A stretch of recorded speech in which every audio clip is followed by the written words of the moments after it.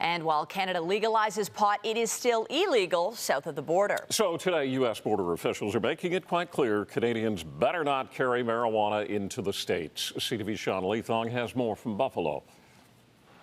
Now that cannabis is legal in Canada, for Canadians entering the United States, U.S. Customs and Border Patrol have some simple suggestions. Do not bring it across. When you're asked questions at the border, be truthful.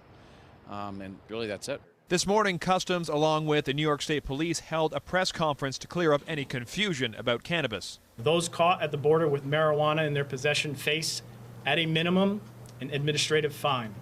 However, depending on the totality of circumstances, they could also be arrested and face state or federal charges as well. But will those who use cannabis legally get in? Well, that depends. Most who use it will not see trouble, but If you have criminal convictions in the past and it's pardoned, it's not something the U.S. government, the federal government recognizes. so those who have a criminal record related to pot and apply to be pardoned may still be denied entry. It's case by case with the officer. They really have to look at what's in front of them, what the charges were to make that determination. But for regular travelers who have not been convicted, Have you used marijuana is not a question that was very common in the past, and I don't think they're going to continue to hear it moving forward. for anybody who fears that they may be denied entry to the United States, there is a way to lawfully apply for entry, but it does take time.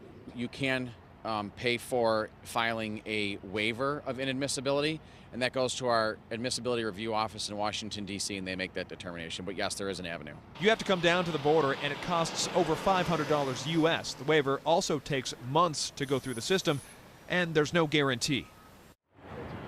So the main focus for anyone here at the border is basically if you are inebriated coming to the border and what you are bringing in. They're asking that people just be truthful when coming up here, and they think that things should mostly be business as usual. In Buffalo, Sean Leathong, CTV News. Thank you, Sean. Michigan border officials held a news conference today speaking about what Canadians entering their state can expect now that pot's legal here. Although medical and recreational marijuana may be legal in some U.S. states and Canada, the sale, possession, production, and distribution of marijuana or the facilitation of the aforementioned remain illegal under U.S. federal law.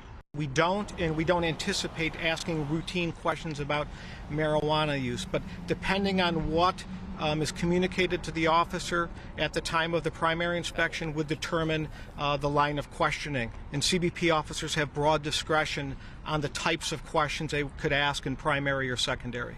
Michigan officials also say Canadians who violate U.S. rules could be subject to seizure and/or financial penalties.